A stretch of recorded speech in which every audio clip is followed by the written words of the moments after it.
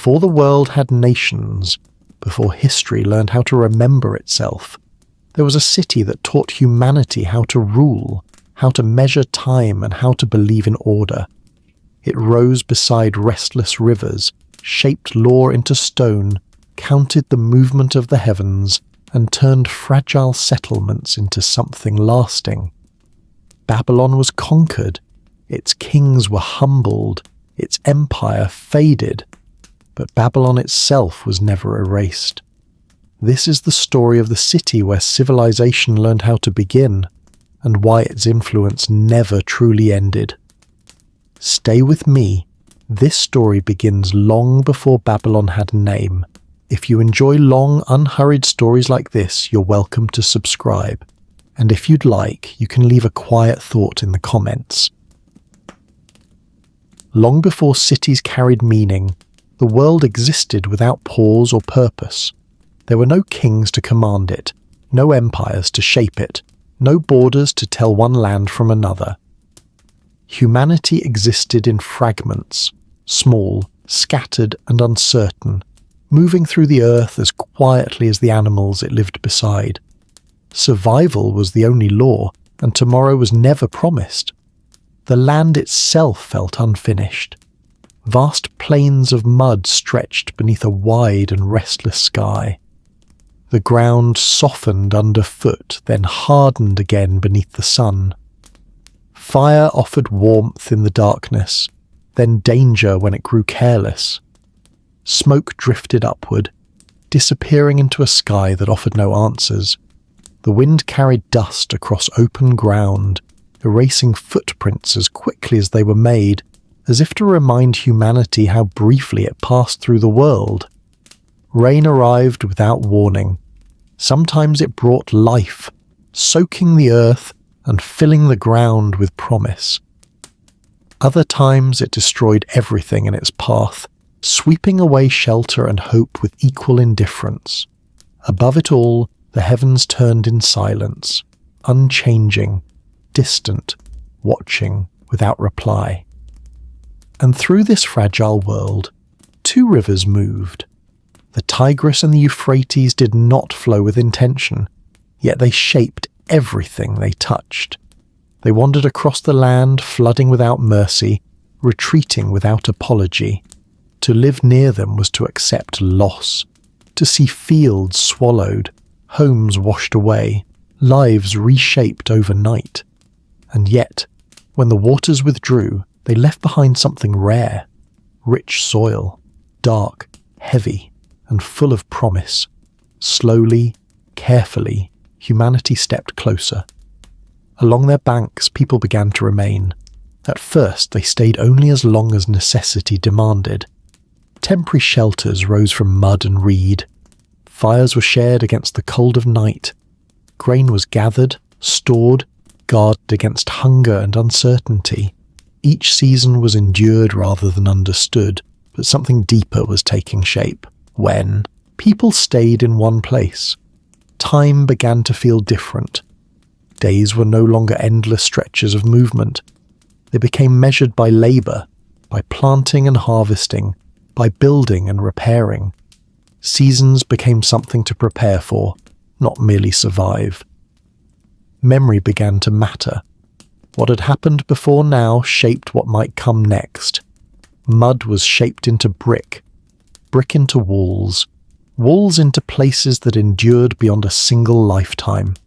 And in those places, a new idea quietly emerged: a city. It was not born in a moment, nor guided by prophecy. Cities grew slowly, the way roots press into earth. Patient, unseen, irreversible. People gathered not only to survive, but to belong.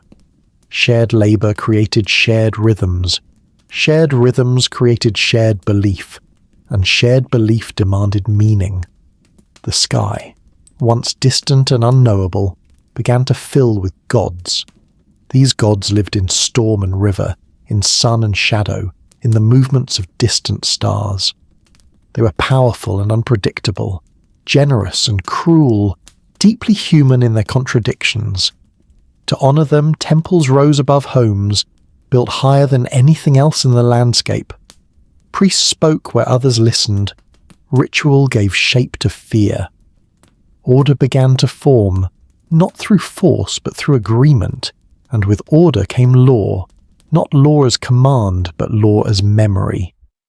A way to remember obligations when voices grew loud, a way to settle conflict without endless bloodshed, a way to preserve peace in a world that still remembered chaos. Humanity learned to press thought into clay, carving meaning into the earth so it would not vanish with the breath that spoke it. For the first time, humans were not merely living together, they were governing themselves. In this land of rivers and dust, people began to rule, not by instinct alone, but by structure. Leadership emerged not only as power, but as responsibility. Decisions carried weight beyond the moment. Actions echoed forward in time. The future became something that could be shaped, not merely feared. This was not yet Babylon, not yet empire, not yet legend. But the dream had begun. A quiet promise settled into the soil, carried forward by generations who would never know how far it would reach. Long after the first fires cooled and the first walls cracked, the idea remained. Here, humanity learned how to stay, long enough for memory to take root. Here, humanity learned how to remember, so the past would not vanish with the voice that spoke it. And along these, rivers, where water returned and withdrew like breath, the long story was only beginning.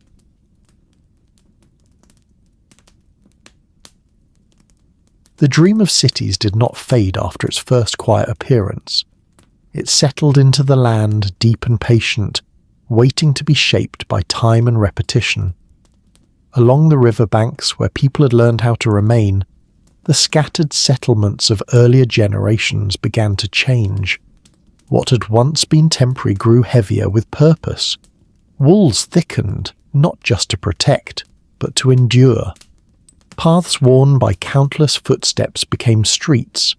Voices gathered and lingered, and slowly the land between the rivers learned the sound of permanence. Here, in this low and restless plain, the world of Sumer emerged. It was not one place, but many. Cities rose like islands from the mud. Uruk, Lagash, each separate, each proud, each convinced of its own importance. From a distance they seemed alike, shaped from the same earth, fed by the same rivers. But within their walls, each city believed itself unique. Each had its own god watching from above, its own ruler guarding its interests, its own destiny unfolding beneath the sun. They did not think of themselves as one people. Between the cities lay canals cut carefully through the soil, carrying water where it was needed most. Fields stretched outward, their success dependent on the moods of the rivers and the labour of many hands. Long distances of quiet land separated one city from the next, broken only by traders moving slowly across the plain, or messengers carrying news that might change everything. Life within these early cities was both fragile and ordered. At dawn, farmers passed through the gates, walking toward fields that could feed them or betray them, depending on the season. They worked with eyes lifted often toward the sky, reading clouds and winds for signs of flood or drought. Inside the walls, craftsmen shaped tools, jars and ornaments from clay and metal, their hands steady from years of repetition. Smoke rose from kilns, hammers rang softly against bronze. Markets formed where paths crossed, voices mixed, goods changed hands. Barter became routine, trust was tested, broken and rebuilt. Everything depended on balance between water and land, labour and reward, human need and divine will. Too much rain meant loss, too little meant hunger. Order was fragile and everyone knew it. Above the city streets, temples rose.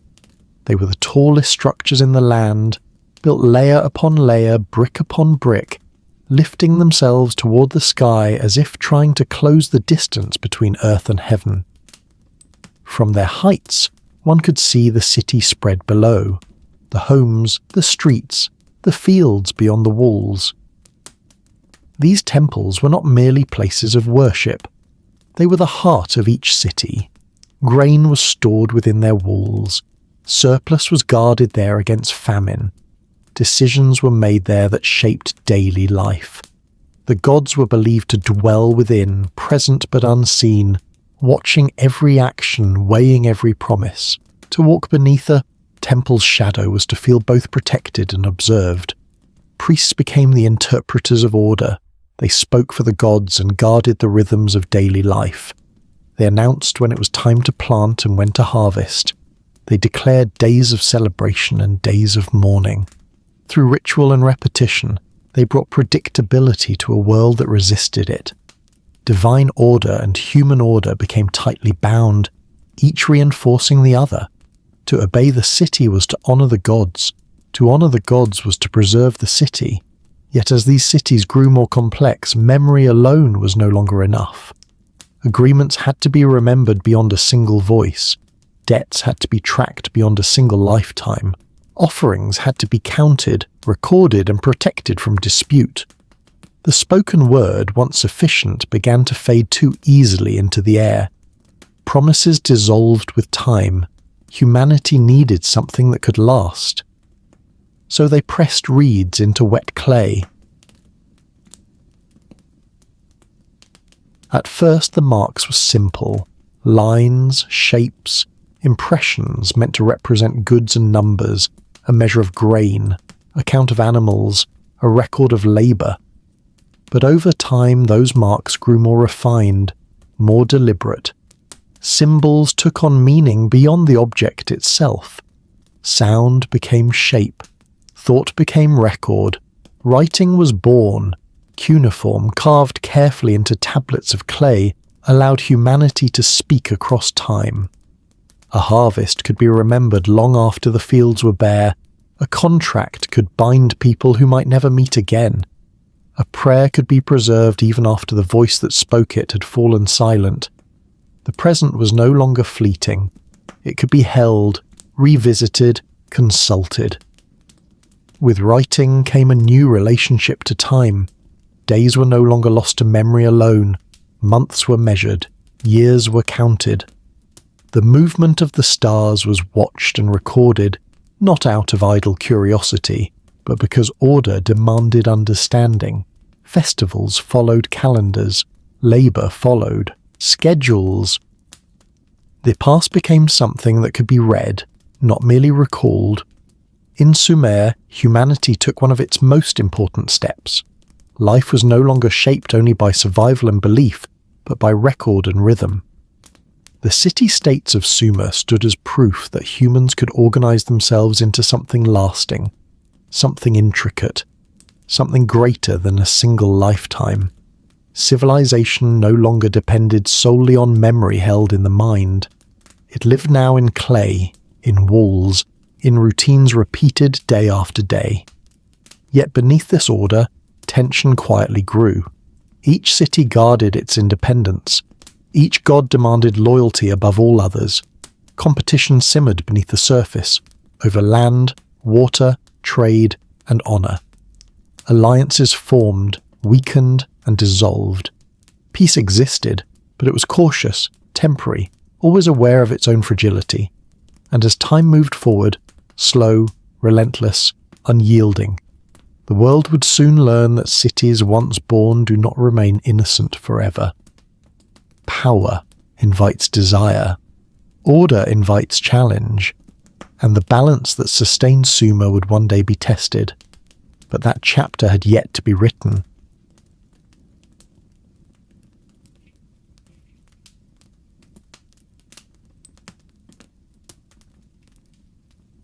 The cities of Sumer had learned how to stand. They had raised walls, built temples, and carved order out of mud and water. They had learned how to endure floods, how to measure time, how to speak to the gods. Each city stood with confidence rooted in its own history. But they had not learned how to stand together. Between their walls, old rivalries lingered. Water rights were disputed quietly, then openly. Trade routes were guarded with suspicion. Each city honoured its gods faithfully, but only within the borders of its own devotion. Trust did not travel far beyond the gates. The order that sustained Sumer was delicate, balanced carefully on cooperation and restraint. And like all fragile balances, it could be broken. From beyond the familiar cities, a new force began to stir. He was not born into legend. Sargon of Akkad entered the world without a throne to inherit, without ancient lineage to protect him, without prophecy to announce his rise. Later generations would wrap his story in myth, but beneath those layers was something deeply human, ambition sharpened by awareness. He saw what others accepted without question. He understood the strength of the Sumerian cities, but he also saw their weakness. Divided, they endured. United, they could dominate. Sargon did not speak of destruction. He spoke of unity. His rise did not begin with spectacle. It unfolded through movement, measured, relentless. Through steady conquest, he moved across the land between the rivers. Cities fell not always in flames, but through inevitability. Walls that had once protected independence now mark the limits of resistance. Rulers were removed or absorbed. Loyalties were redirected, sometimes by force, sometimes by necessity.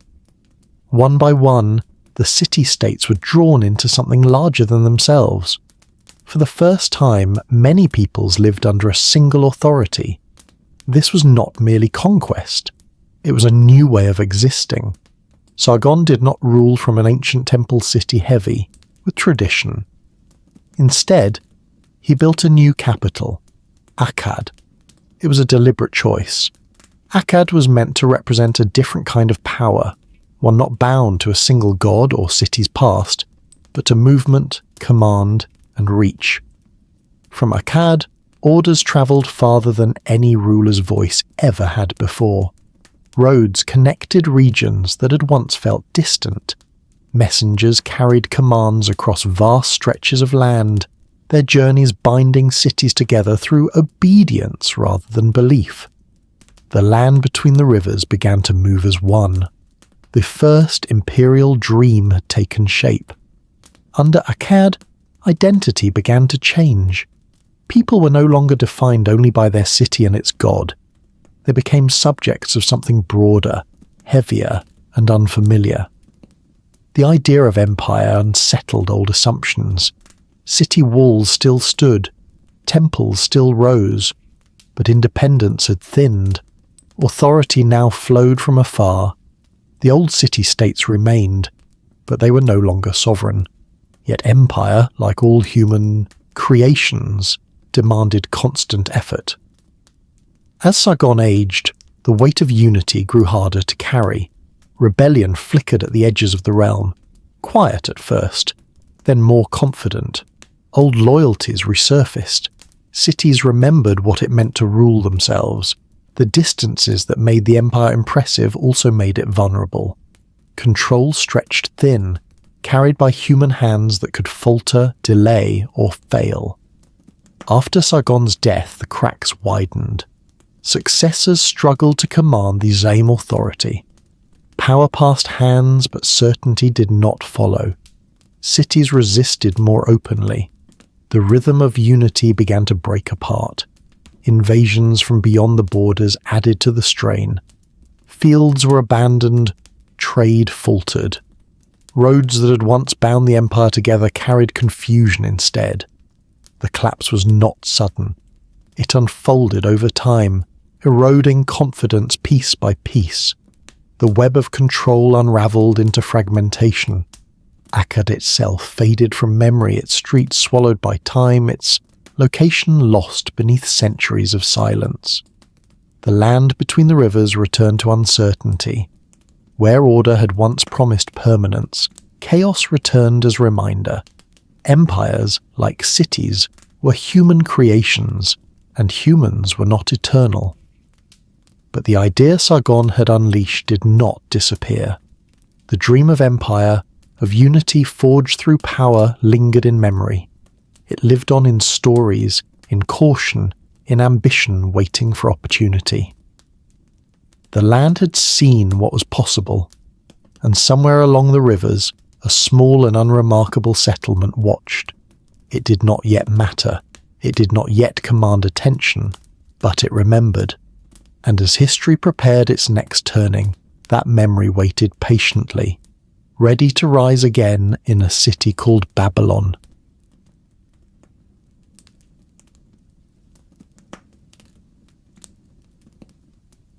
After the fall of Akkad, the land between the rivers grew quiet again. Not peaceful, but uncertain. The great unity that had once bound cities together dissolved into scattered authority.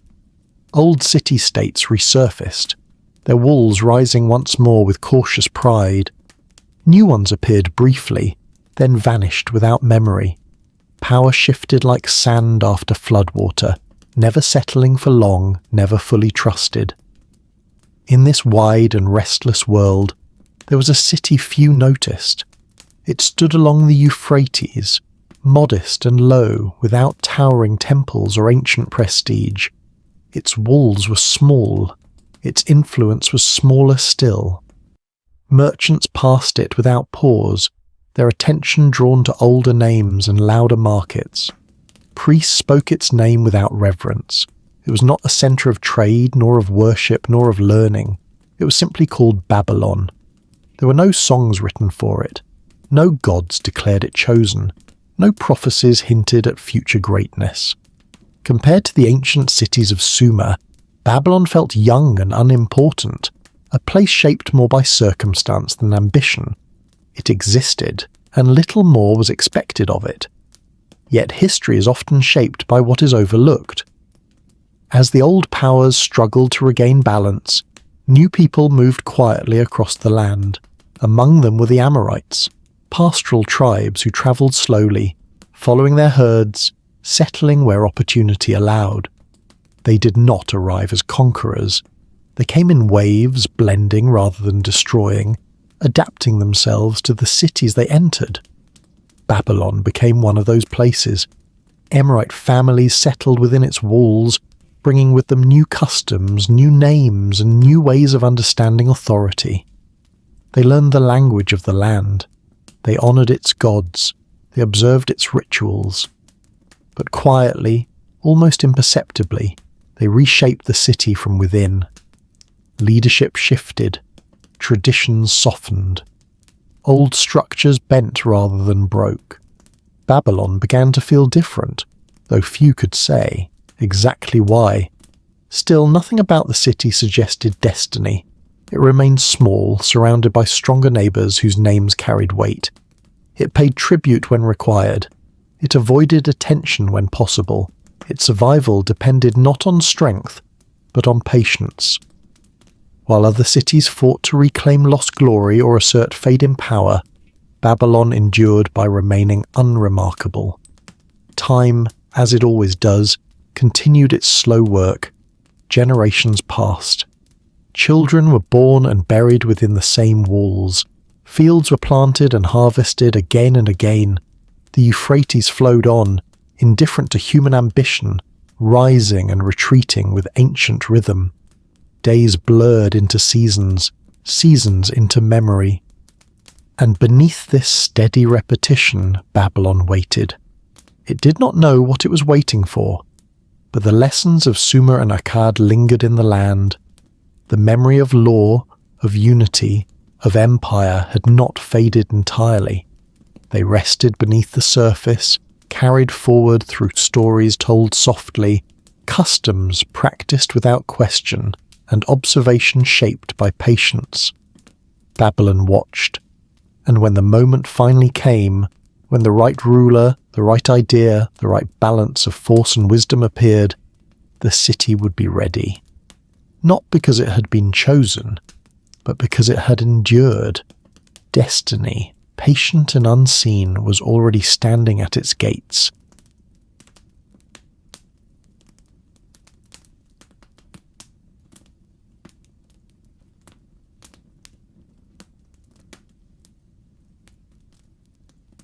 Babylon had waited a long time. It had watched stronger cities rise and fall along the rivers. It had seen walls crumble, names fade, and ambitions dissolve back into dust. From the Euphrates, it learned patience. From survival, it learned restraint. And when the moment finally arrived, it did not come with thunder or prophecy. It came quietly, without announcement, in the form of a man who understood both power and its limits. His name was Hammurabi. He did not inherit an empire shaped by conquest. He inherited a vulnerable city, small, cautious, surrounded by rivals who still remembered older greatness. Babylon lived in the shadow of powers that had ruled before it, uncertain of its place in the world. Its survival depended on careful choices, on knowing when to move and when to remain still. Hammurabi saw what others overlooked. He understood that strength does not always declare itself through size or noise.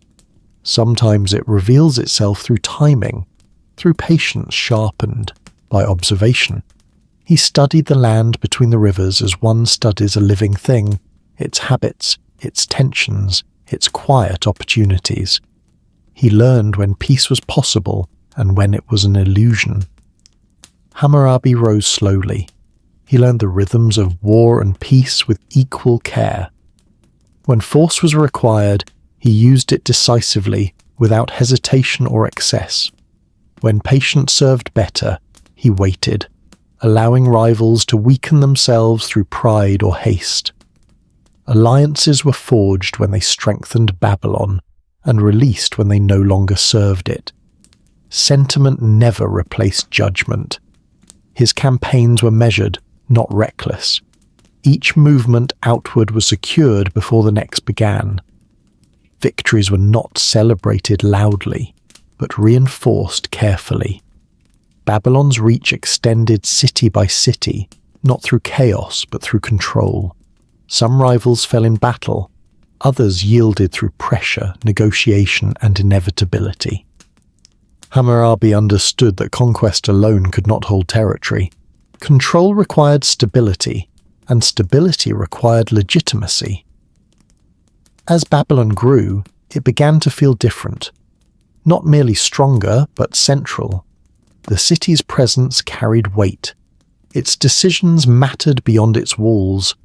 What had once been overlooked now demanded attention. Babylon became a capital. From its gates, orders travelled farther than ever before. Roads carried messengers and tribute. Officials replaced local rulers, bringing Babylon's authority into distant cities. The Euphrates no longer marked the edge of Babylon's world, but its spine, binding the empire together through water, trade, and movement. Yet Hammurabi's greatest achievement was not military. He had seen what earlier empires had lacked. Sargon of Akkad had unified the land through conquest, but unity had dissolved when strength faded. Hammurabi sought something more enduring, an order that would survive beyond his own life. He understood that power without structure dissolves, and authority without justice invites rebellion. So he turned to law. Not law whispered by priests alone, or remembered imperfectly by elders, but law made visible and permanent. Hammurabi gathered judgments, customs, and traditions from across his growing realm. He listened, selected, refined. He shaped these fragments into something deliberate, an order meant to be known, not guessed.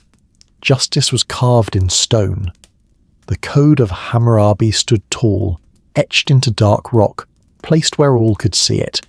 It spoke quietly but firmly, of theft and labour, of injury and responsibility, of duty and consequence. It did not promise mercy to all, nor equality as later ages would imagine it. But it promised something rare: consistency. The law would not change with mood or memory. It would not bend easily to favour or fear. For the first time, people could know what was expected of them before they acted. The powerful were bound by rules as well as the weak.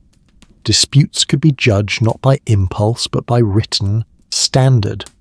Order moved from the mind of the ruler into the fabric of society. Hammurabi did not present the law as his own creation born of pride.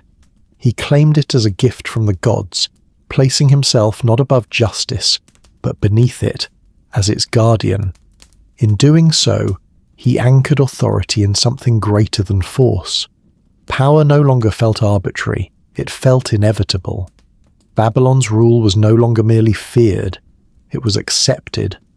And in that acceptance, the city changed forever. Babylon was no longer simply a place along the river. It became an idea, a vision of power restrained by law, of authority shaped by structure rather than impulse. Hammurabi had taken the memory of Sumer and the ambition of Akkad and fused them into something new. Power, restrained by law. For a moment in history it worked, and in that moment, Babylon entered its age of greatness, quietly, deliberately, believing at last that it had discovered a way to make power endure.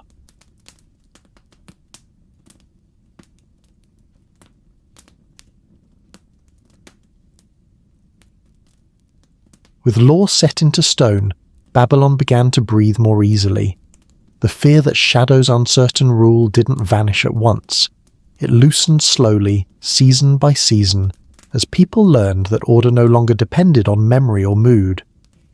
In its place came rhythm, predictable, steady, reassuring. The empire Hammurabi had shaped no longer relied solely on the presence of its king. It was carried by systems, by routine, by the quiet confidence that structure could endure. Administration became the quiet strength of Babylon. Officials were appointed to oversee cities and fields, canals and storehouses. Their work was rarely celebrated, yet it touched every part of life. Records were kept with care, pressed into clay by steady hands that understood the weight of accuracy. Taxes were collected not as plunder seized in fear, but as expectation, an accepted part of belonging to something larger. Grain moved steadily through storehouses and streets. Water was guided into canals with practiced care, and labour followed the seasons with a quiet discipline, so that even disputes when they rose were met not by impulse, but by the steady weight of law. Anger no longer decided outcomes. Memory alone no longer ruled judgment. The machinery of governance turned quietly, without spectacle, yet it held everything together. From this order, prosperity followed. Trade flowed along the rivers and across the plains with renewed confidence. Boats moved slowly on the Euphrates, heavy with grain, wool, and crafted goods. Their passage became familiar, part of the landscape itself. Caravans arrived from distant lands, bringing metals, stone, timber, and ideas shaped far beyond Babylon's reach. With them came stories of other cities, other customs, other gods, markets filled with voices and colour. Bargaining still took place, but it carried less desperation. Exchange felt steadier, grounded in trust rather than urgency. Goods changed hands with expectation of return. Babylon's wealth grew, not in sudden bursts, but in accumulation. Quiet, reliable, enduring. And that wealth did not pool only at the top. It spread outward, enough to be felt in homes and workshops. Craftsmen refined their skills, improving tools, vessels and ornaments not out of survival alone, but pride. Farmers invested labour back into their fields, confident that harvest would be protected by order rather than stolen by chaos. Families began to plan not just for the next season, but for generations. Babylon was no longer merely enduring, it was thriving.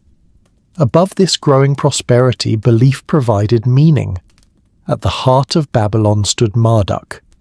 Once a local god of modest importance, Marduk rose alongside the city itself. As Babylon's power expanded, so did his presence. Stories were reshaped, old myths reordered, placing him at the centre of the cosmos. He became the god who brought order from chaos, who defeated darkness and established balance. In Marduk, Babylon saw itself reflected. Temples dedicated to him grew larger and more elaborate, brick layered upon brick in quiet devotion. Priests spoke his praises not only as protector, but as guarantor of the city's order. Festivals filled the streets, blending reverence with celebration. Music echoed through avenues. Processions moved slowly beneath banners and offerings. Through ritual and repetition, Babylon's political authority was woven tightly into sacred narrative. The city became more than a capital. It became holy. Pilgrims arrived to honor Marduk, drawn by reputation as much as faith. Rulers from conquered lands acknowledged his supremacy, even if only in ceremony, understanding that to honor the god was to accept the city's authority. To rule from Babylon was not merely to command armies and law, it was to stand at the center of the world's order. This was the first Babylonian Golden Age. It was not defined by constant conquest or monumental excess. It was defined by balance, law-restrained power, faith, reinforced authority. Trade sustained life. The city stood confident, stable, and respected, comfortable in the belief that it had found harmony between human ambition and divine favor. Yet even in moments of harmony, history remains restless. Time continued its slow, unyielding march forward. Generations passed who knew Babylon only as strong and sacred, unaware of how carefully such balance had been built. Beneath the surface of order, small shifts began to stir, changes unnoticed by those who believed stability was permanent, and Babylon, radiant in its success, could not yet see the shadows that inevitably gather behind every golden age.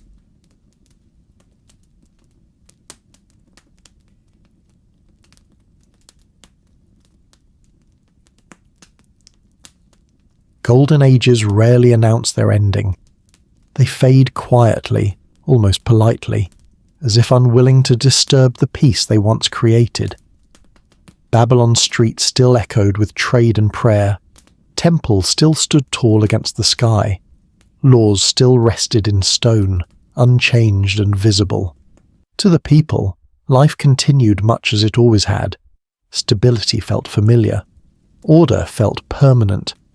Then Hammurabi died. There was no sudden collapse, no immediate chaos. His passing was marked with ritual and respect, his memory honored as that of a great king and lawgiver. Mourning followed ceremony, and ceremony followed tradition.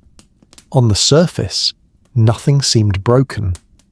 But with his death, something essential was lost, something no decree or monument could replace. Hammurabi had been more than a ruler. He had been the living balance between force and restraint. His authority carried weight not only because of the law, but because he embodied it. He had been the measure against which power was judged. When he was gone, the law remained, but the steady hand that had guided it was absent.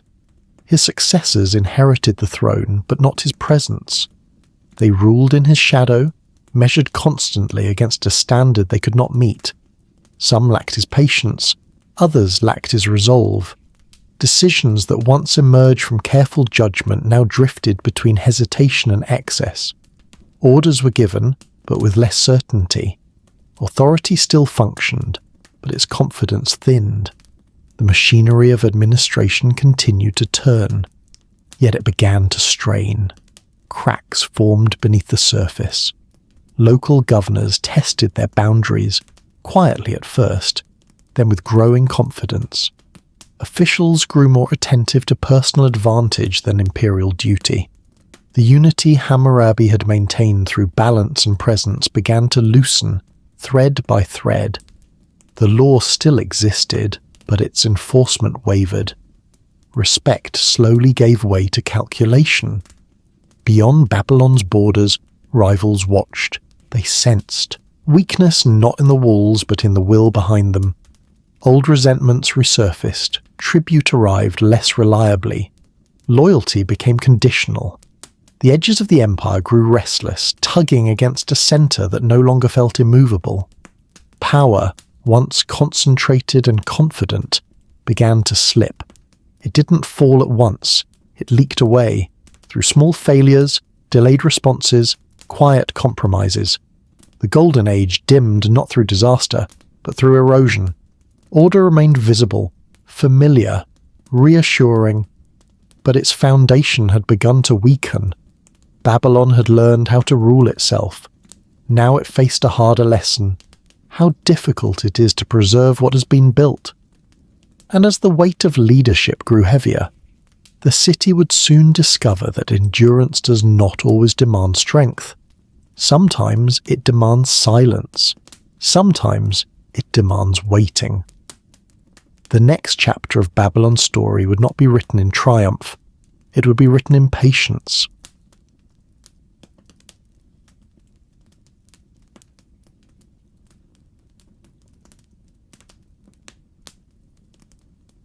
When great power fades, it often leaves behind a silence. After the long strain of weakened rule, Babylon did not fall in a single dramatic moment. There was no final collapse to mark the end of its authority. Instead, the city slipped quietly into the background of history, no longer shaping events but enduring them. The place that had once stood at the centre of law and order now found itself carried along by forces beyond its control. Into this quiet space came the Kassites. They were not conquerors in the old sense, nor builders driven by vast ambition. Their arrival was gradual, almost unnoticed, unfolding over years rather than moments. Over time, Kassite rulers took control of Babylon not by shattering its institutions, but by stepping carefully into them. Power changed hands without spectacle. The transition was real, yet subdued. There were no grand declarations, no sweeping reforms meant to erase identity. Politics grew quiet. Babylon was no longer the voice that commanded, the land between the rivers. Decisions were made cautiously, often with restraint born of memory. The city's name still carried weight, but its reach was limited. Where once messages had travelled outward from Babylon, now the city listened more than it spoke. Influence gave way to observation, and yet beneath this silence something remarkable occurred. Babylon did not disappear. Its culture endured even without dominance. The Kassite rulers, rather than erasing Babylonian tradition, preserved it. The old laws were respected. The language of administration remained unchanged. Rituals continued as they always had. Temples stood firm, their rhythms unbroken by the shift in authority. Daily life flowed forward, shaped more by continuity than command. The god Marduk remained at the centre of worship. Festivals were still celebrated, though with less grandeur. Priests still recited ancient words learned generations before. The memory of Babylon's greatness lived on not as boast or ambition, but as foundation. Identity no longer rested on conquest or power, but on remembrance and habit. For generations, Babylon existed in this state. It was not feared as it once had been. It was not admired with the same awe, but it was respected.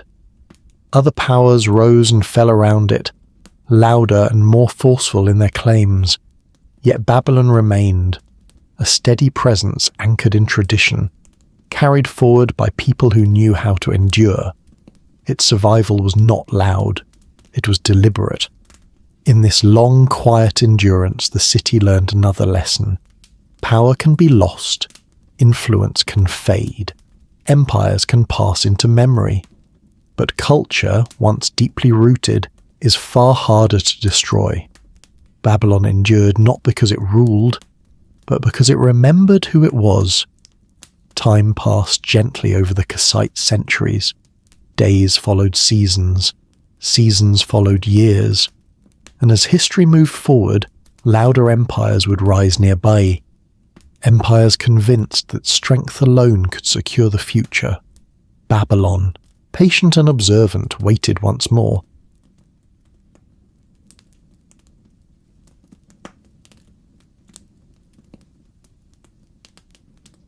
Patience, when tested too long, is often answered by force. While Babylon endured in quiet continuity, holding fast to memory and ritual, a different power was rising to the north. Assyria did not grow slowly or subtly. It emerged sharp and deliberate, shaped by hardship and hardened by survival. Where Babylon had learned restraint, Assyria embraced domination. Its strength was built on iron. Weapons became heavier, armor grew thicker, armies moved with discipline forged through constant war. Assyrian kings did not rule by hesitation or compromise. They understood fear as a tool, one as effective as any blade, sometimes more so. Violence was not merely a means to victory. It was a message. Their campaigns were relentless. Cities that resisted were not simply defeated. They were made examples of. Punishment was deliberate and public, meant to be seen and remembered. Stories of what happened to those who defied Assyria travelled faster than armies themselves. By the time soldiers arrived, fear had already softened resistance. Assyria did not seek balance, it sought control. As its power spread across the land between the rivers, older cities felt the pressure closing in. One by one, they were drawn into Assyria's shadow. Tribute was demanded with precision. Loyalty was enforced without illusion. The message was clear and uncompromising. Submission ensured survival. Defiance ensured suffering. Babylon could not remain untouched. Once sacred, once central, the city now stood exposed. Its long centuries of endurance had preserved culture and memory, but they had not preserved strength. When Assyrian forces moved south, Babylon's walls offered little reassurance. Resistance was brief. The cost was heavy. The humiliation cut deep. Babylon, a city that had once shaped law and order for the world, now bowed under foreign command. Its kings were replaced or reduced to servants, their authority hollowed out before their people. Rule was no longer exercised from Babylon, it was imposed upon it. The loss was not quiet, it was intentional. Assyria wanted no confusion about who ruled the land. Even the gods were not spared. Temples were damaged, some desecrated, others stripped of their treasures. Sacred spaces that had stood for generations were violated without apology. The god Marduk, protector and symbol of Babylon's identity, was humiliated alongside his city. To the Assyrians, this was not sacrilege. It was strategy. By breaking faith, they broke identity. By shattering sacred order, they weakened resistance at its deepest level. A city without its god was a city without certainty. Fear settled over Babylon like dust. Life continued, but cautiously. Rituals were subdued, voices lowered. The city survived but wounded. Its pride was crushed, its sacred role denied. For the first time, Babylon felt not merely conquered, but diminished, reduced from centre to subject. The memory of greatness became painful. It was no longer something to proclaim openly, but something to guard quietly, pass through whispers and remembrance. Babylon learned how to endure humiliation without forgetting itself. And even in this enforced silence, Babylon remembered. It remembered law. It remembered order. It remembered what Assyria did not understand. Fear can command obedience, but it cannot command loyalty forever. Beneath the weight of domination, resentment began to grow, not loudly, not recklessly, but patiently. Memory waited, identity endured, and history, slow and unyielding, was not finished with Babylon yet.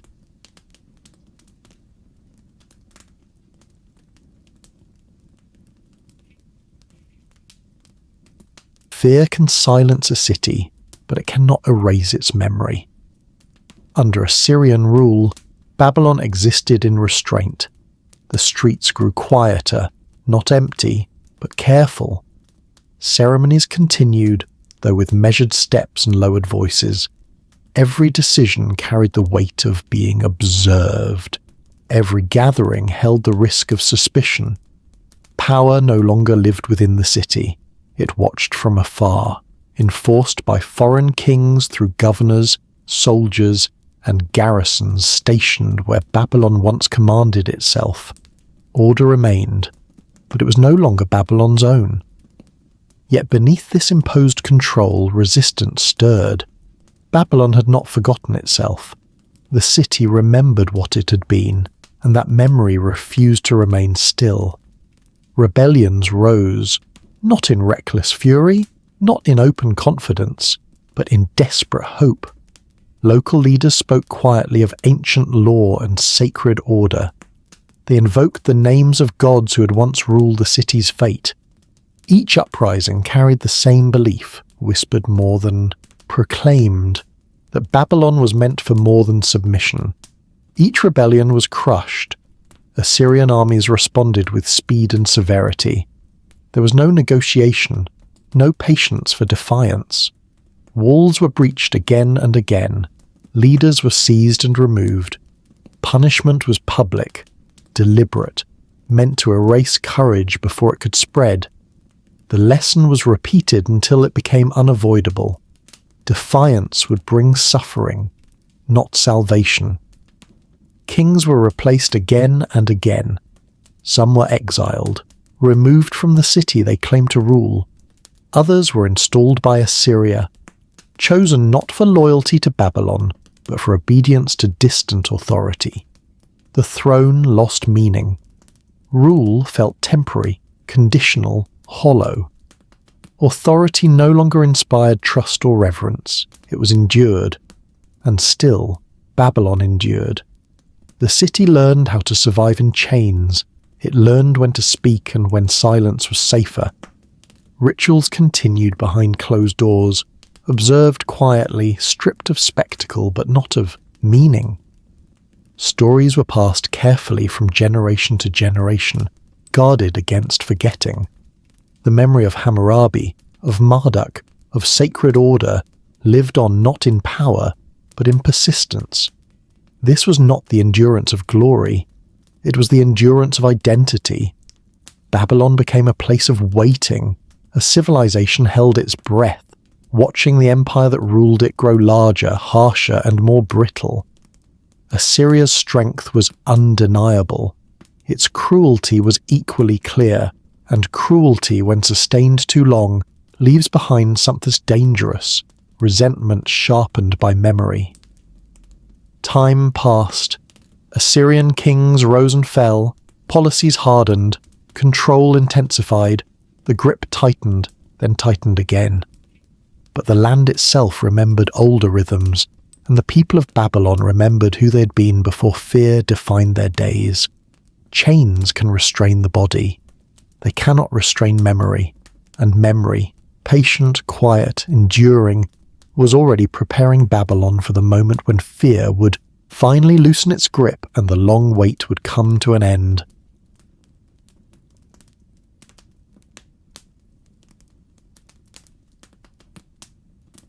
Empires built on fear rarely notice when fear begins to fail. Assyria still appeared powerful, its armies vast, its reputation unchallenged. But beneath the surface, strain had begun to show. Endless campaigns drained strength. Harsh rule bred resentment not only in conquered lands but within Assyria itself. Control grew heavier, and with it cracks spread through the empire's foundation. Babylon felt the change before it could be seen. The chains had not vanished, but they loosened. Authority wavered. Governors hesitated. The certainty that once crushed rebellion softened into doubt. And into this uncertain moment stepped a man who understood the weight of history. His name was Nabopolassar. He was not a conqueror shaped by distant ambition. He was Babylonian, rooted in the land and its memory. He knew what the city had been, what it had endured, and what it still carried within it. When he rose against Assyrian control, it was not with reckless defiance, but with resolve shaped by patience. Rebellion returned, this time with purpose. Babylon no longer stood alone. Other cities, long burdened by Assyrian domination, joined the cause. Old enemies found common ground in shared exhaustion. Nabopolassar moved carefully, choosing moments rather than forcing them, allowing Assyria's weaknesses to reveal themselves. The empire of fear began to unravel. Assyrian power, once overwhelming, faltered under its own weight. Cities fell that had once seemed untouchable. Armies withdrew, then collapsed. The terror that had ruled through cruelty could not sustain loyalty when its strength wavered. At last Assyria fell. Its great centres were destroyed or abandoned. Its kings vanished into history. The force that had humiliated Babylon was gone, not with ceremony, but with finality. Silence returned to the land, different now, heavier, marked by the end of an age, and Babylon rose. Nabopolassar entered the city not as a conqueror but as a restorer. Chains were removed. Temples were repaired. The god Marduk was honoured once more without fear. Babylon's streets filled again with ceremony, not imposed but reclaimed. This rebirth was not naive. Babylon remembered what power could do, both given and taken. The new age was shaped by memory as much as ambition. Law, faith, and identity were gathered together once more, not as relics but as living foundations. The Neo-Babylonian age had begun. This city that had endured humiliation and silence now stood awake again, older, wiser, and determined. Babylon was no longer merely surviving history, it was about to shape it once more.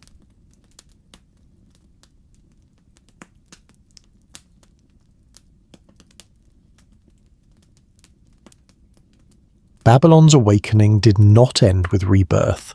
Freedom once regained demanded strength to protect it. Independence without power is fragile, easily undone by memory of past humiliation.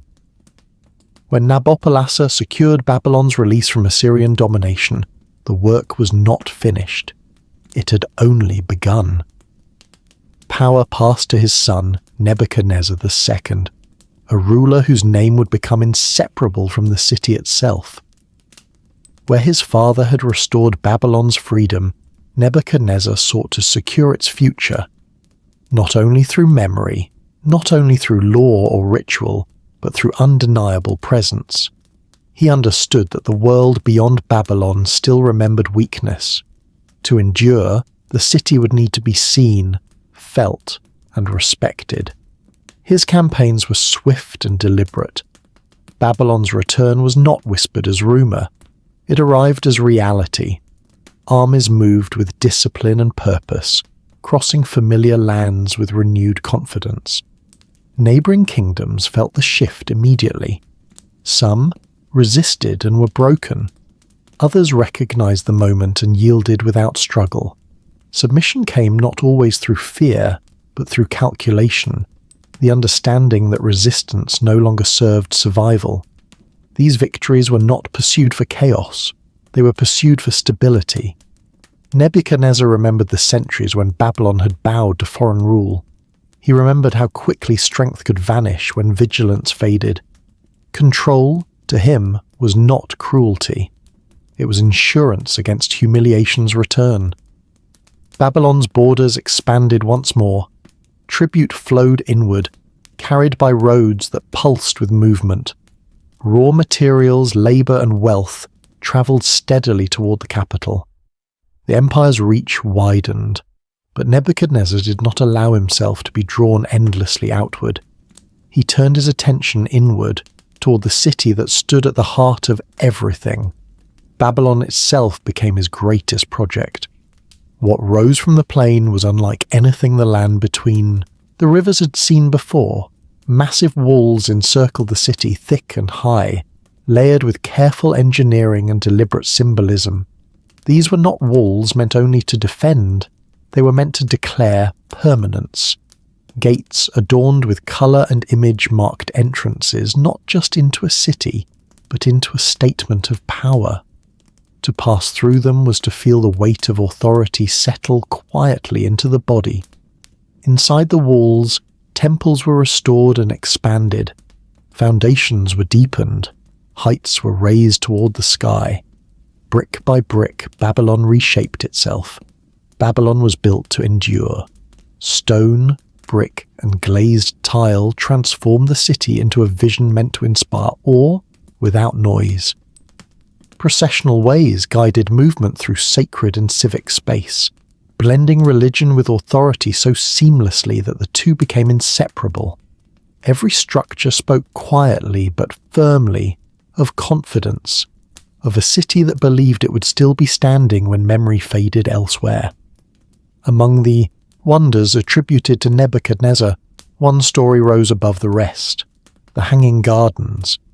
They were said to rise in terraces layered with green, defying the dry landscape that surrounded them. Trees and flowers stood where dust should have ruled. Water was drawn upward against gravity, lifted from the river and carried into the air. Life seemed to float above stone and brick, suspended by human will. Whether built exactly as described or shaped by later imagination, the gardens carried meaning beyond their form.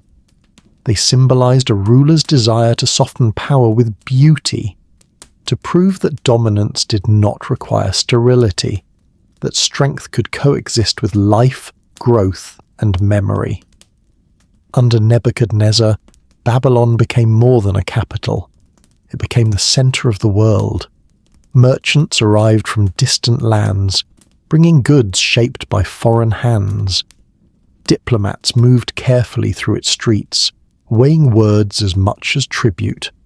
Scholars gathered beneath temple roofs, exchanging knowledge and observation. Pilgrims came to witness the city whose name had become legend. Languages mixed in Babylon's streets.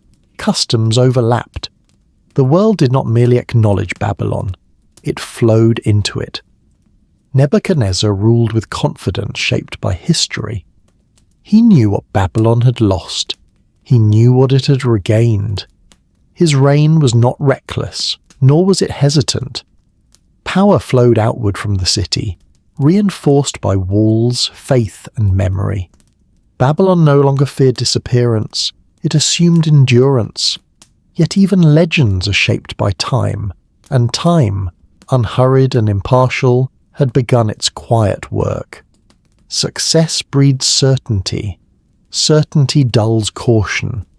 The city that believed itself eternal could not yet see the weight gathering beyond the horizon. The walls still stood. The gardens still bloomed. The world still bowed. But history, patient and unmoved by stone, was already preparing the next test, for the city and for the king whose name had become legend.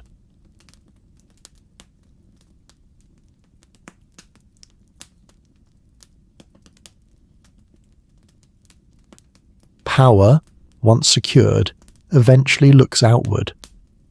As Babylon stood confident under Nebuchadnezzar, its strength reached far beyond the rivers that had first nurtured it. The world beyond the Euphrates felt the pull of an empire that no longer doubted itself. Among the lands drawn into this widening orbit was Judah, a small kingdom measured not by size or wealth, but by faith. Its capital, Jerusalem, stood on belief as much as on stone. The city's strength was not found in its walls alone, but in its certainty. Its people believed they were protected by devotion, watched over by a God who had guided them through hardship before. The idea that a foreign empire could undo what faith sustained felt impossible. Confidence took root not in armies, but in prayer. For a time, Judah resisted Babylon's authority. Warnings were delivered and dismissed. Agreements were made and quietly broken. Hope was placed not in diplomacy or submission, but in divine deliverance.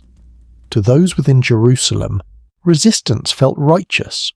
To Babylon, it was something else entirely. It was defiance, and defiance, in the logic of the empire, demanded response. Nebuchadnezzar did not rush. He moved with patience shaped by experience. The siege of Jerusalem was not swift. It unfolded slowly, deliberately, heavy with inevitability. Babylonian forces surrounded the city and waited. Days passed, weeks followed, supplies dwindled, hunger crept quietly into homes, resolve weakened as time pressed inward.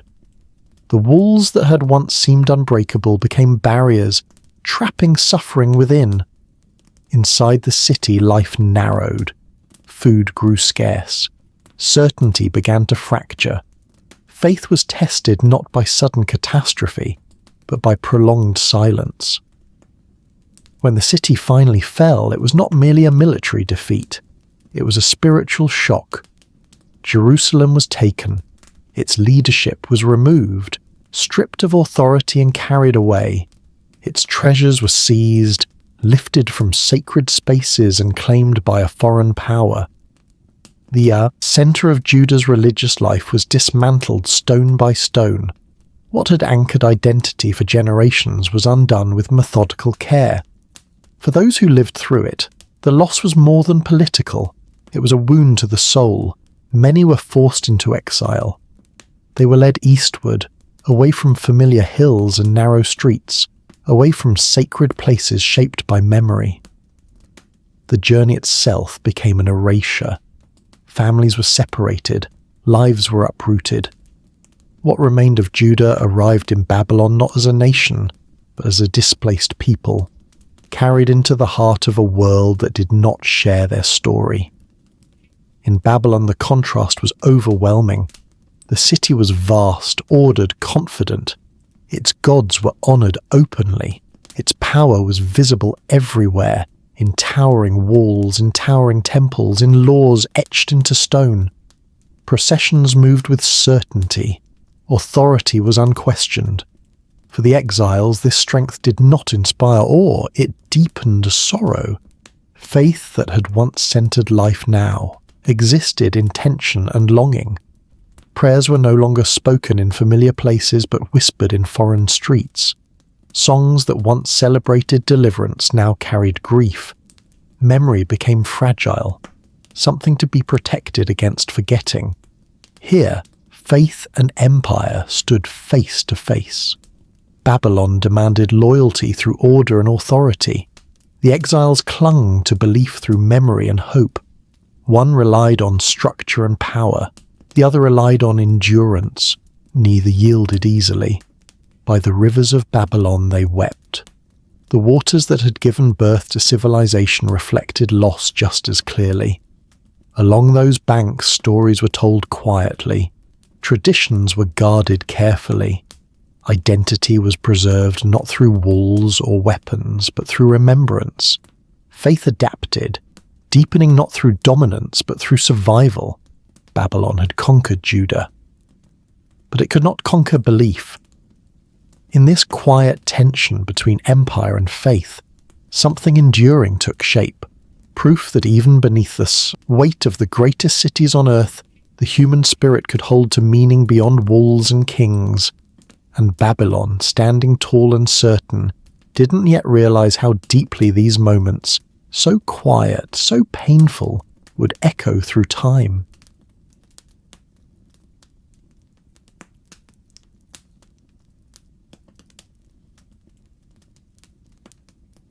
While armies marched and walls rose, another kind of power was quietly taking shape within Babylon. It did not wear armor, nor did it command obedience through fear. It did not announce itself in triumph or conquest.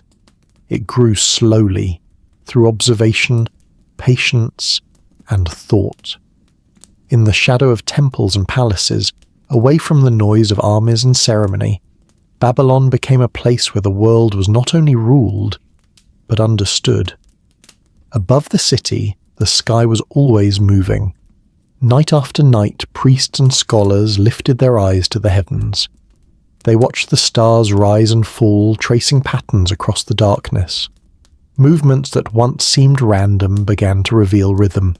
Cycles returned, distances repeated. The sky, once distant and unknowable, began to suggest order. These movements were recorded carefully, pressed into clay with steady hands, The paths of celestial bodies were preserved with the same seriousness once reserved for law and decree. Observation became habit. Habit became knowledge. Knowledge became memory. Astronomy became a language. The stars were no longer only signs from the gods. They were part of a system that could be studied, predicted, and remembered. Eclipses were noted without panic. Planets were tracked across seasons. The heavens became a mirror of order, reflecting patterns that shaped belief, ritual, and governance alike. Alongside the stars, numbers took on new meaning. Babylonian mathematics was practical, yet profound. It shaped trade and construction, administration and planning. Measurements grew precise. Calculations replaced guesswork. Knowledge transformed uncertainty into something manageable, something that could be anticipated rather than feared. Time itself was reorganized. Days were divided. Months were named. Years were counted with care. Calendars aligned festivals, labor, and ritual into shared rhythm. Time was no longer something that merely happened to people. It was something they could measure, structure, and prepare for. Life followed rhythm not only by nature, but by design. This mastery of time strengthened authority. A city that could predict the heavens could claim insight into divine will. A government that could measure seasons could manage harvests and labor with confidence. Knowledge reinforced power quietly, lending legitimacy that force alone could never fully secure. Babylon became the mind of the ancient world. Ideas moved through its streets just as goods did. Scholars gathered beneath temple roofs, sharing observations, refining methods, correcting one another with patience. What was learned in Babylon travelled outward, carried by traders, exiles, officials, and memory, shaping understanding far beyond the city's walls. This intellectual strength was quiet, but it endured. It did not depend on one king or one victory. It rested on record, memory, and continuity. Even as rulers changed, the tablets remained. Even as empires shifted, knowledge endured, pressed into clay, preserved against forgetting. Yet wisdom, like power, can foster pride. And as Babylon stood confident not only in its might, but in its understanding of the cosmos itself, it moved closer to a moment when certainty would be tested, not by ignorance, but by excess. The next chapter would remind Babylon that mastery of the world does not guarantee mastery of the self.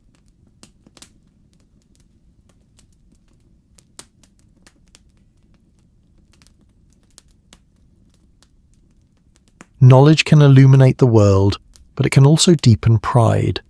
Babylon stood unmatched, its walls secure, its gods honoured, its understanding of the heavens refined. Under Nebuchadnezzar, the city had become a symbol not only of power, but of order itself. From its streets, it seemed as though chaos had been mastered, shaped into law, ritual, and design. And at the centre of it all stood the king. Nebuchadnezzar looked upon Babylon and saw his reflection. The city's strength felt inseparable from his will. Its beauty felt earned. Its permanence felt assured. In the quiet confidence of long success, humility began to fade. Stories emerged of a ruler who believed himself chosen above all others, not merely favoured by the gods, but elevated beyond question. Pride settled into certainty, and certainty, when left unchecked, invites reckoning. According to tradition, the change came suddenly. Nebuchadnezzar, once decisive and commanding, withdrew from reason. His words lost clarity. His presence lost authority. The king who had ruled armies and cities was overtaken by confusion, cast away from the order he had so carefully built. Power slipped from his grasp. He lived apart, stripped of command and dignity, reduced to instinct rather than intention. The ruler of the world became a figure of pity, his greatness undone not by enemies, but by his own mind. Whether seen as illness, legend, or divine judgment, the message carried weight. Even the mightiest king could be humbled. Babylon continued to stand, its walls unmoved, its streets still filled with life. But something essential had shifted. The illusion of invincibility cracked. Power was revealed as temporary, fragile, and conditional. When Nebuchadnezzar eventually returned to himself, he returned changed. The certainty that once guided him had been replaced with restraint. Pride gave way to recognition. That rule, like life, is granted, not owned. The king who had believed himself eternal now understood limitation. This moment lingered in memory, not as spectacle, but as warning.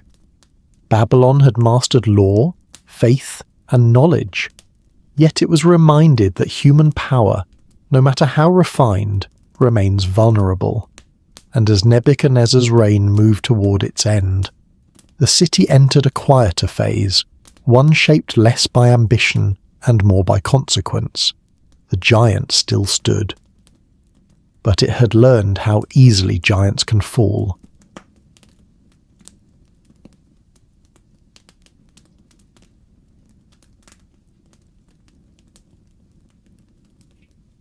Even the longest reign eventually yields to silence. Nebuchadnezzar's death did not arrive with upheaval.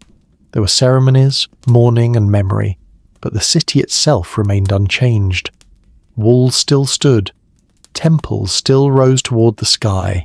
The rhythms of Babylonian life continued, as if permanence itself could defy time. But the presence that had held everything together was gone. Nebuchadnezzar had been more than a ruler. He had been the final embodiment of Babylon's restored greatness, its strength, confidence, and vision concentrated in one life. With his passing, the empire inherited his monuments, but not his authority. Those who followed were lesser figures. They wore the crown, but it did not carry the same weight. Decisions became cautious, then uncertain. Leadership shifted from clarity to compromise. Power no longer flowed outward with confidence. It circled inward, trapped within palace walls. Court intrigue replaced vision. Whispers travelled faster than orders. Alliances formed and dissolved behind closed doors. Ambition sharpened in shadows rather than on battlefields. Trust became rare and authority fragile. The machinery of governance still functioned, but it turned unevenly. Beyond the court, the empire felt the change. Provincial leaders tested limits. Tribute weakened. Loyalty grew conditional. The certainty that had once defined Babylon's dominance faded into assumption, and assumption slowly into doubt. Decline did not arrive as catastrophe. It arrived as distraction. While rulers focused on internal struggle, the world beyond Babylon shifted. New powers watched carefully. Old rivals remembered past defeats. The empire that had once commanded respect now inspired calculation. The lessons of earlier centuries repeated themselves. Without strong leadership, order thinned. Without unity, strength diminished. Babylon had risen before, and it had fallen before.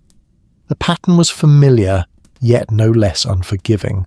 The giant had not collapsed, but it had begun to lean, and as history moved forward, patient, indifferent, the weight of time prepared Babylon for another turning, one that would arrive not through siege or fire, but through inevitability.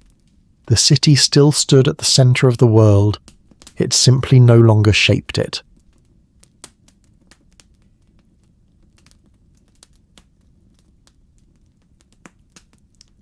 Decline often wears the mask of confidence. In the years after Nebuchadnezzar, Babylon's rulers clung to ceremony and display, as if grandeur itself could preserve power. Among them was Belshazzar, a prince who ruled in comfort, surrounded by walls that had never failed and traditions that felt eternal. To him, Babylon still seemed invincible. One night he held a great feast. The halls of the palace filled with music and light. Wine flowed freely. Laughter echoed beneath ceilings built to inspire awe.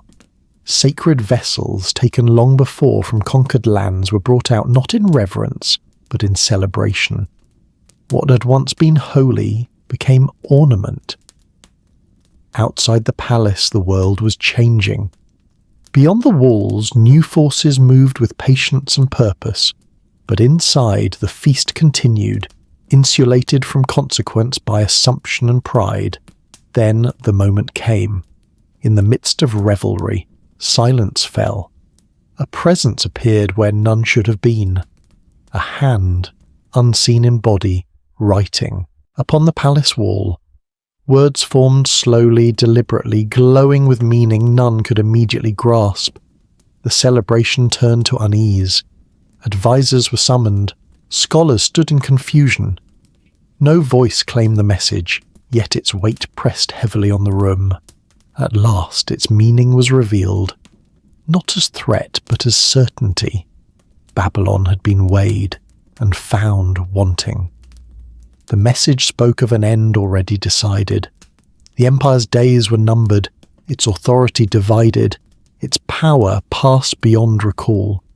Doom was not approaching, it had arrived. Belshazzar heard the words and dismissed them. Arrogance closed his ears. The walls still stood, the city still glittered. Fear, once mastered by Assyria, seemed distant and unreal. The feast resumed, louder now, defiant in the face of warning. But fate does not require belief. The writing remained, unaltered and unarguable. It did not shout. It didn't threaten. It simply declared what pride could not prevent. That night, history moved forward. And Babylon, wrapped in its own confidence, failed to notice the quiet end drawing near.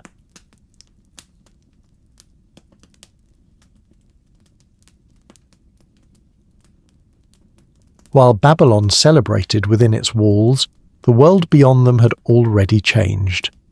To the east, a new power had risen, quiet at first, then impossible to ignore.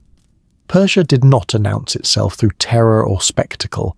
It advanced with patience, discipline, and an understanding of people as much as territory. At its head stood Cyrus, a ruler whose strength lay not only in conquest, but in restraint. Cyrus the Great understood something Babylon had forgotten. Empires do not fall only because they are attacked. They fall because they are no longer prepared to defend themselves, not in strength, but in spirit. Babylon's walls were legendary, its defences formidable. But confidence had replaced vigilance. Ceremony had replaced command. Persia moved steadily closer. Cities along the way did not always resist. Some welcomed the change, others surrendered without struggle. Cyrus did not rule through fear alone. He respected local customs, honoured gods, and offered stability where oppression had lingered. His reputation travelled faster than his armies. Babylon heard the news and dismissed it.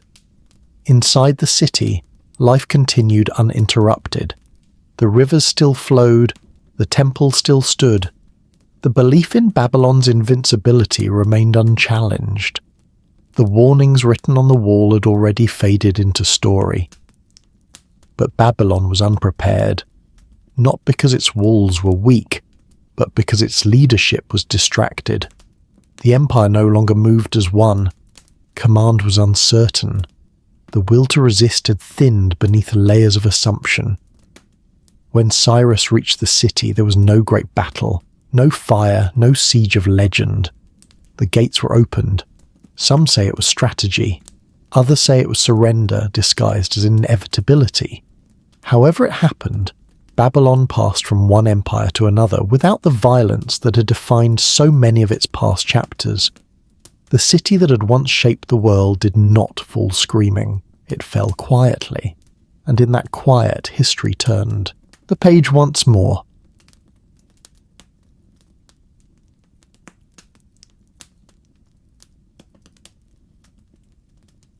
The end, when it came, did not announce itself. Babylon had always imagined its fall as something loud, walls breaking, flames rising, the sky filled with smoke and warning. That was how empires ended, or so it believed. But history does not always grant drama to those who expect it. The night passed quietly. Within the palace, Belshazzar's rule came to its close. His life ended not in battle, not before an army, but in the stillness that follows inevitability. The king, who had feasted beneath warnings, did not see another dawn. His death was swift, almost incidental, swallowed by the larger movement of events already set in motion. Outside, the city remained calm. No fires spread through the streets. No screams echoed from the walls. The great defences of Babylon were not tested because they were not needed. Soldiers did not clash. The people didn't flee. Power simply changed hands, as gently as a shadow passing across stone. The empire ended quietly. What had taken centuries to build dissolved in a single night, not through destruction, but through surrender to time. The banners of Babylon were lowered. New authority settled into place. Life continued, altered but unbroken. For those who lived within the city, the silence was unsettling. There was no moment to mark the end of an age, no clear line between before and after. Babylon stood as it always had, vast, ordered and intact, and yet something essential was gone. The certainty, the belief that Babylon was eternal. No fire marked the ending, no screams announced it, only silence. And in that silence, history closed one of its longest chapters, leaving behind a city that would never again rule the world, but would never truly vanish either. The story, however, was not finished yet.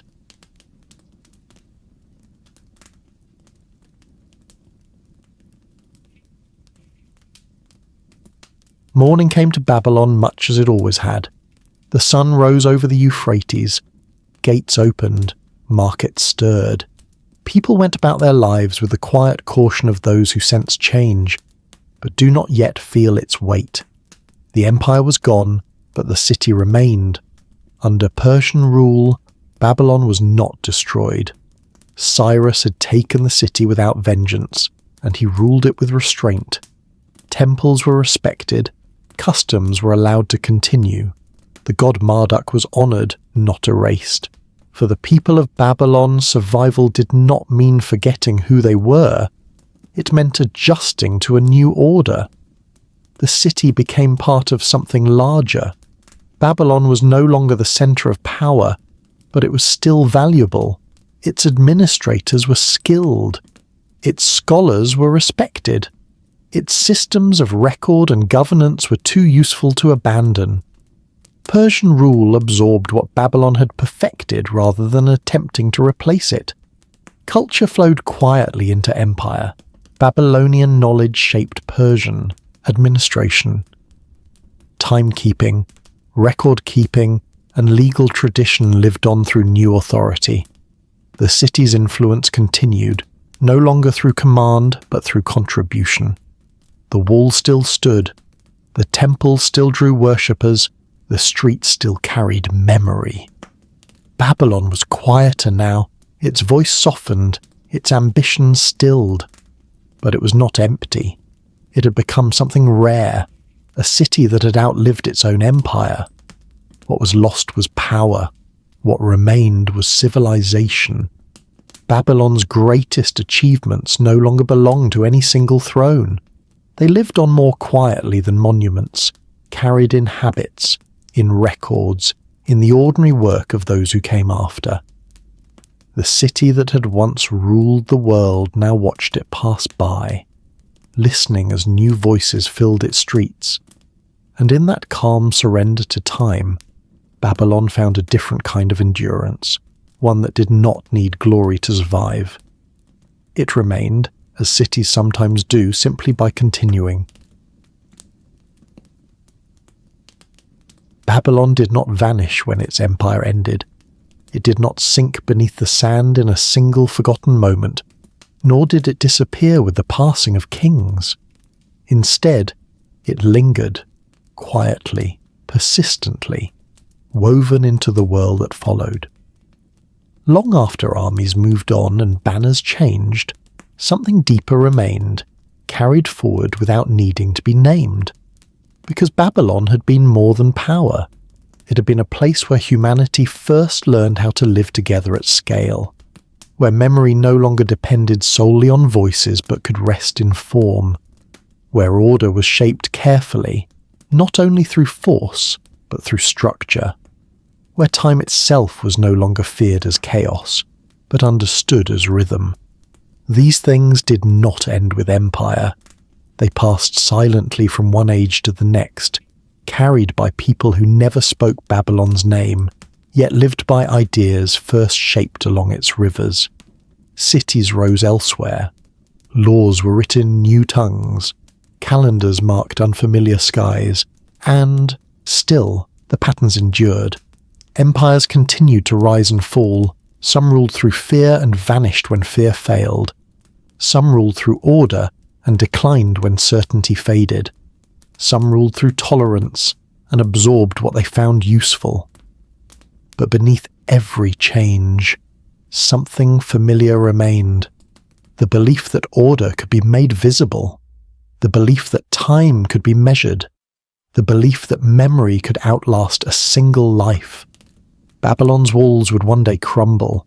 Its temples would fall silent. Its name would drift into legend. Yet its essence, quiet, deliberate, and enduring, continued to move forward, shaping how humanity lived, ruled, and remembered, often without knowing where those ideas had begun. The city did not need to conquer forever to matter forever. It had already done its work. And so, as the rivers continue their endless journey, flowing as they always have, indifferent to empire and ambition, the legacy of Babylon flows with them, steady, unseen, carrying the earliest dreams of civilization into every age that followed. And then, like the river at dusk, the story fades,